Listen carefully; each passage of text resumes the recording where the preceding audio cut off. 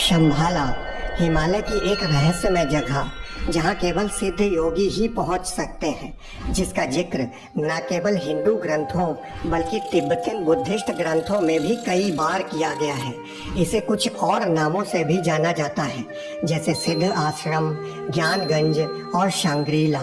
काल चक्र तंत्र और तिब्बतन बुद्धिज्म के जांगजूंग कल्चर में भी इसका उल्लेख है। कहा जाता है कि शंभाला में ही कल्कि अवतार का जन्म होगा। संस्कृत में शाम का मतलब शांति की जगह होता है और यही शब्द शंभाला का मूल है। तिब्बत के बौद्ध ग्रंथों में शंभाला नाम का उल्लेख कई पेज पर किया गया है। यहाँ तक कि 7वीं सदी में तिब्बत में बौद्ध धर्म के आने से पहले तिब्बत के एक बॉन बुक में शंभाला को एक मैप पर दिखाया गया था, जिसे लगभग 2000 साल पुराना माना जाता है। इस वीडियो में मैं आपको शंभाला के ऐसे रहस्य बताने जा रहा हूँ जिन्हें आज से पहले आपने कहीं नहीं सुना होगा। वीडियो के अंत में मैं आपको बताऊंगा कि कैसे हम भी शंभाला में पहुँच सकते हैं। And I really mean it.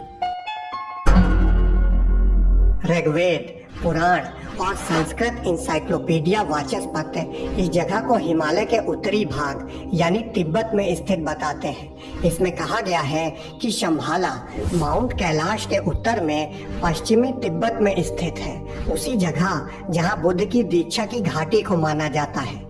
कूर्म पुराण के अकॉर्डिंग एक समय था जब उत्तरी समुद्र में एक द्वीप था जिसे श्वेत द्वीप या व्हाइट आइलैंड कहा जाता था। ये महान योगियों का घर था। ट्रेडिशनली गोबी डेजर्ट उस पुराने समुद्र का बॉटम है और इसके द्वीप अब ऊंचे माउंटेन क्लस्टर के साथ गहरी घाटियों में बसे हुए हैं। ये पॉसिबल है कि संबुद्ध योगी अभी भी एशिया के पहाड़ों में खोए हुए शंभाला में रहते हों। पुराण साहित्य में शंभाला द्वीप का वर्णन है, जिसके पवित्र उपवन और महल एक अमृत की झील के बीच में है। कहते हैं कि इस द्वीप तक पहुंचने के लिए एक सोने की चिड़िया की पीठ पर बैठना पड़ता है। इसे आप उनका स्पेसशिप भी समझ सकते हैं, और ऐसा मैं क्यों कह रहा हूँ इसे आप आगे समझ जाएंगे। तिब्बती ग्रंथों में इस रहस्यमय जगह को शंभाला या देजुंग के नाम से भी जाना जाता है। फादर स्टीफन कैसेला, जो कि एक पुर्तगाली जेसुइट मिशनरी थे, उन्होंने अपने 23 साल के शिगात्से में रहने के दौरान इस प्रसिद्ध जगह के अस्तित्व को बताया था। जब 1650 में उनकी डेथ हो गई, तब लामाओं में उनके लिए इतनी श्रद्धा थी कि वो फादर कैसेला को इस रहस्यमय जगह पर ले जाना चाहते थे।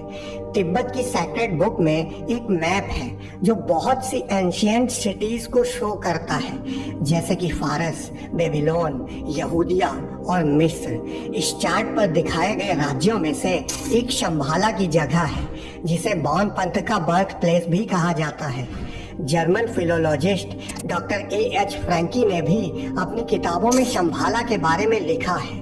उन्होंने बताया कि हिमालय में उनकी जर्नी के टाइम उनके कुछ गाइड उन्हें उस रास्ते से नहीं ले जाते थे जहां गाइड ये समझते थे कि ये शंभाला की पवित्र भूमि का वर्जित क्षेत्र है।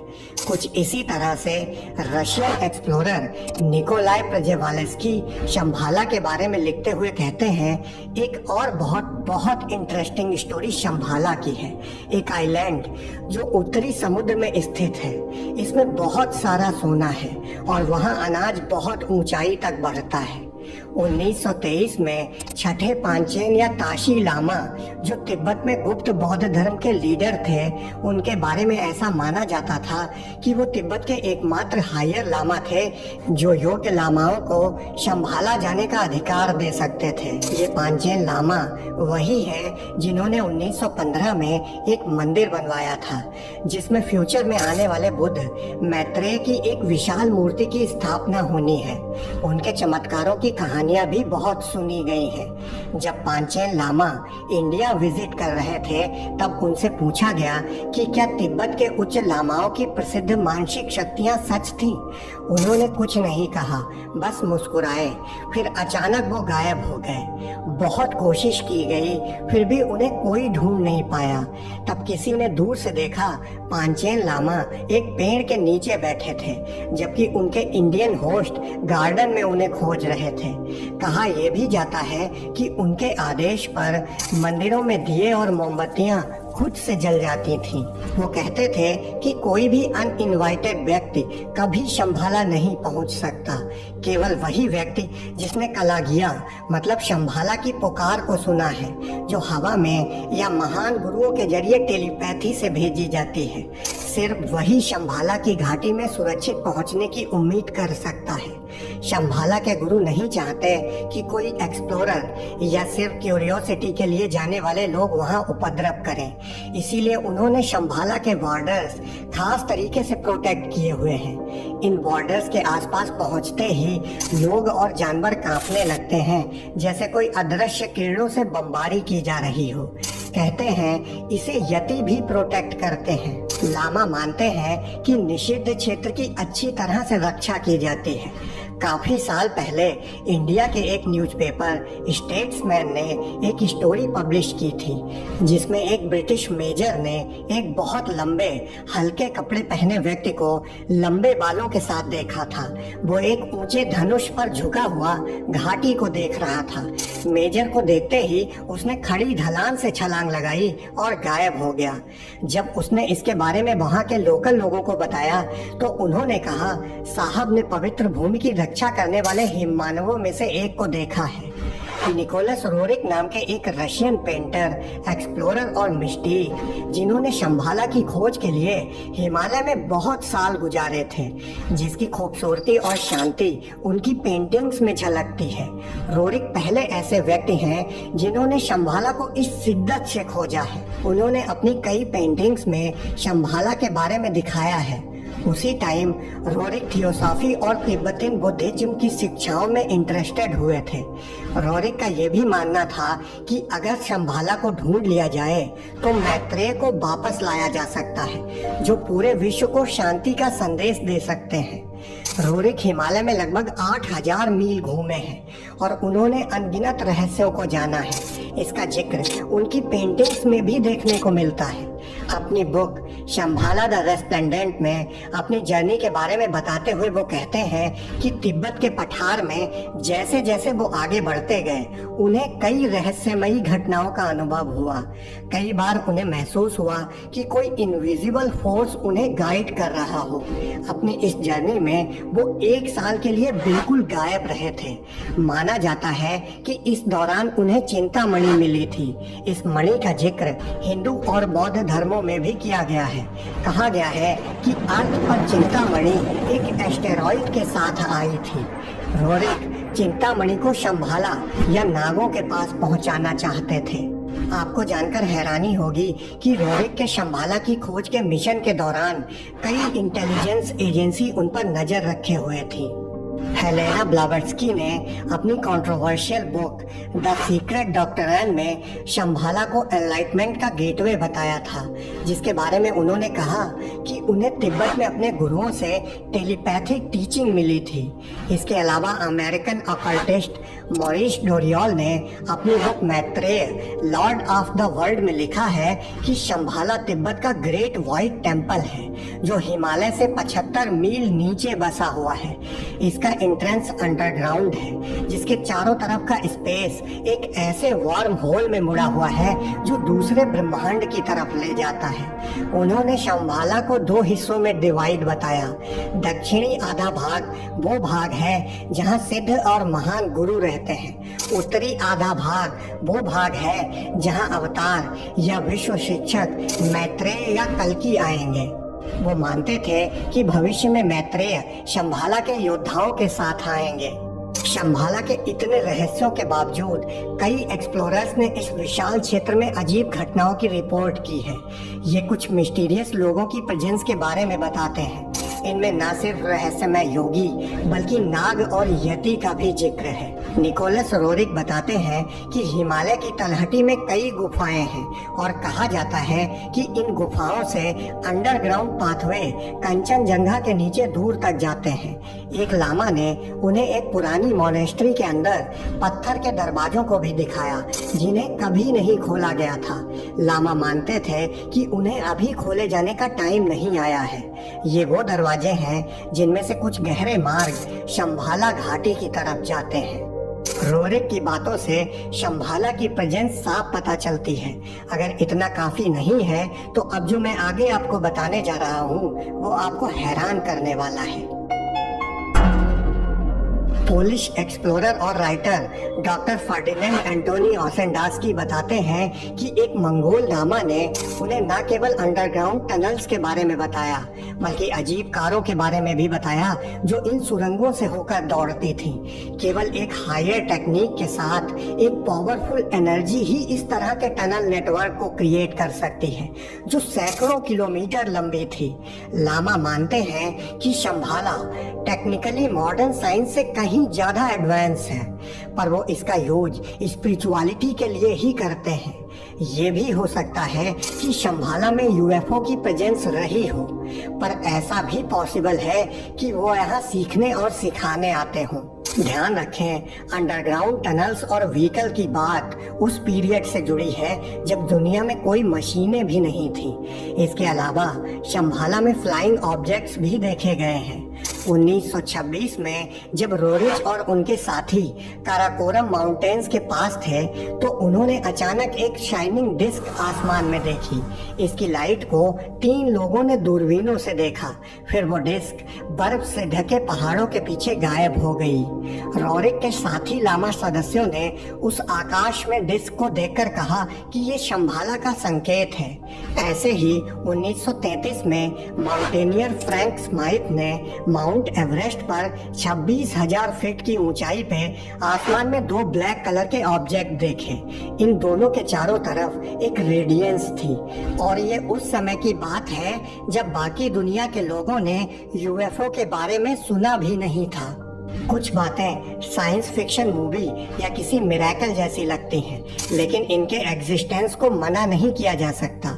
हमारा इनके लिए इमेजिनरी होने का रिएक्शन वैसा ही है जैसे अगर हम स्मार्टफोन के बारे में अपने बाबा के परबाबा को बता पाएं तो उनका होगा। इंग्लिश नॉवेलिस्ट जेम्स हिल्टन ने अपनी best seller book lost horizon में शंग्रीला के बारे में बताया है, जिस पर बाद में एक मूवी भी बनाई गई थी। हालांकि जेम्स हिल्टन अपनी बुक में दिखाए गए शंग्रीला को इमेजिनरी कॉन्सेप्ट ही बताते हैं। वो कभी एशिया भी नहीं आए, फिर भी उनका ये कॉन्सेप्ट शंभाला से ही आया है क्योंकि उन्होंने इसके बारे में पढ़ा हुआ था। नाजीवाद और सीक्रेट टीचिंग्स पर कई पोस्ट वार स्टडीज में, जैसे कि द स्पीयर ऑफ डेस्टिनी में, ब्रिटिश राइटर ट्रेवर रेवेंसक्राफ्ट ने दावा किया है कि हिटलर के कंसल्टेंट कार्ल हाउशोफर और एक सीक्रेट सोसाइटी थुले सोसाइटी के प्रभाव में जर्मनी ने 1926 से 1943 तक तिब्बत में हर साल अपने कैंपेन भेजे। उनका मिशन सबसे पहले शंभाला और आगारथा में एक सुपीरियर रेस आर्यंस को ढूंढना और फिर उनसे कम्युनिकेशन बनाए रखना था। उनके अकॉर्डिंग शंभाला और आगारथा हिमालय के नीचे छुपी हुई अंडरग्राउंड सिटी है। वहाँ के लोग कुछ सीक्रेट ऑकल्ट पावर्स, जिनमें से एक को ब्रिल कहा जाता है, उसके प्रोटेक्टर थे। हिटलर के लोगों ने आर्यन मास्टर रेस बनाने के लिए उन पावर्स का यूज करने के लिए उनकी मदद मांगी। इस डिस्क्रिप्शन के अकॉर्डिंग शंभाला ने किसी भी हेल्प के लिए मना कर दिया, लेकिन आगारथा सहमत हो गया। इसके बाद 1929 से तिब्बतियों के कुछ ग्रुप कथित तौर पर जर्मनी आए और सोसाइटी ऑफ ग्रीन मैन के नाम से लॉट शुरू किए। कार्ल हाउशोफर के इंटरमीडियरी में उन्होंने कथित तौर पर अपनी सीक्रेट पावर्स के साथ नाजी लोगों की मदद की। हिटलर तिब्बती आगार्थी फॉलोअर्स के इन ग्रुप्स की तरफ अट्रैक्ट हुआ और उनके प्रभाव से उसने 1935 में आनन एओबे की स्थापना की। इसका मुख्य उद्देश्य एंशिएंट कल्चर्स, ट्रेडिशंस और प्रैक्टिसेस को रीड करना था। हालांकि विकिपीडिया इसे सूडो साइंटिफिक ऑर्गेनाइजेशन बताता है जो 1935 और 1945 के बीच नाजी जर्मनी में सक्रिय था।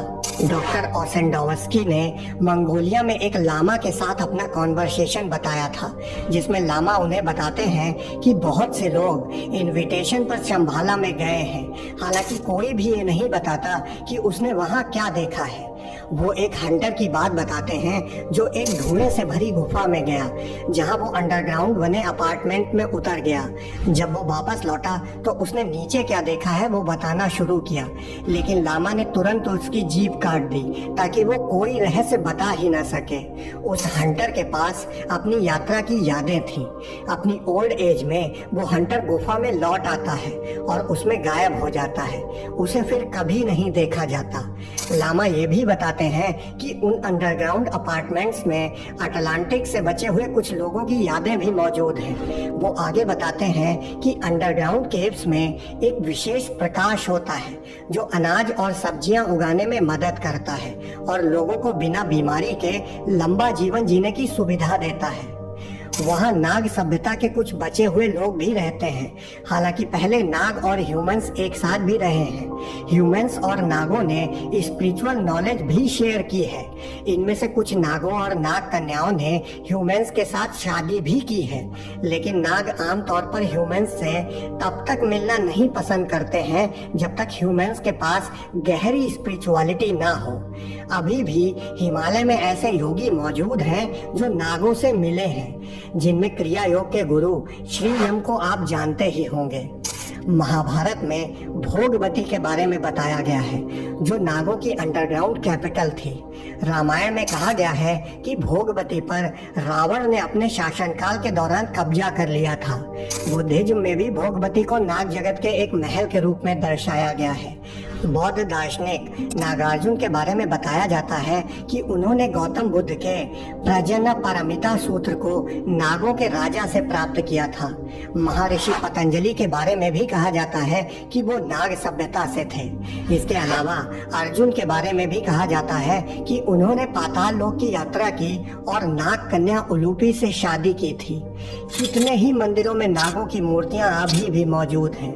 इनके अस्तित्व को तो बिल्कुल भी मना नहीं किया जा सकता है।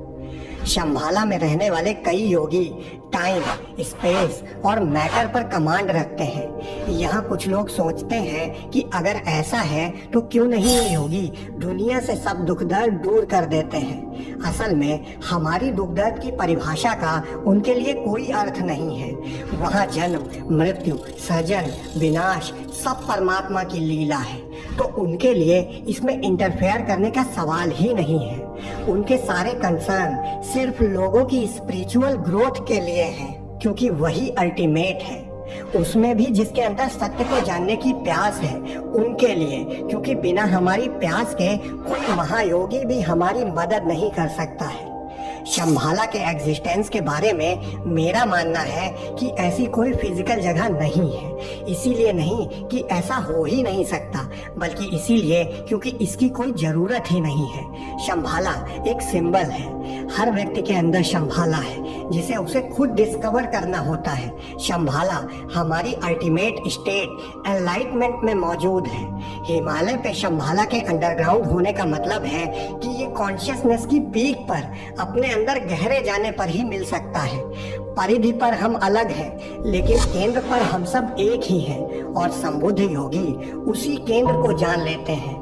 उस केंद्र का अनुभव सभी का एक जैसा होता है, बस एक्सप्रेशन अलग अलग हो सकते हैं। वो केंद्र ही शंभाला है और इसीलिए कहा जाता है कि वहाँ महान योगी ही पहुँच पाते हैं। और कल्कि अवतार का जन्म शंभाला में होने का अर्थ है कि कल्कि अवतार बॉर्न एनलाइटेंड होंगे, इसीलिए उन्हें अवतार कहा जाता है। अवतार को एनलाइटमेंट के लिए किसी साधना से नहीं गुजरना पड़ता है। अवतार पूर्णता यानी शंभाला से ही जन्म लेते हैं। अगर वो साधना करते दिखाई भी दें तो वो बस यही बताना चाहते हैं कि साधना के जरिए पूर्णता को उपलब्ध हुआ जा सकता है। शंभाला के फिजिकल एग्जिस्टेंस का कॉन्सेप्ट सिर्फ लोगों की उस धारणा की वजह से आता है जिसमें वो एक यूटोपिया इमेजिन करते हैं जहां सब महायोगी रहते हैं। आखिर सब महायोगियों को एक साथ रहने की जरूरत ही क्या है? जो महायोगी होंगे वो लोगों को स्पिरिचुअल अवेयरनेस के बारे में बताएंगे, या एकांत में मौन होकर बैठ जाएंगे, या फिर जीवन का आनंद लेंगे, न कि सब एक साथ किसी खास पर्पज के लिए रहने लगेंगे।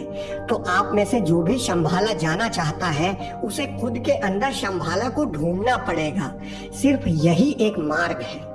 आपने वीडियो को यहाँ तक देखा, उसके लिए आप सभी मित्रों का धन्यवाद।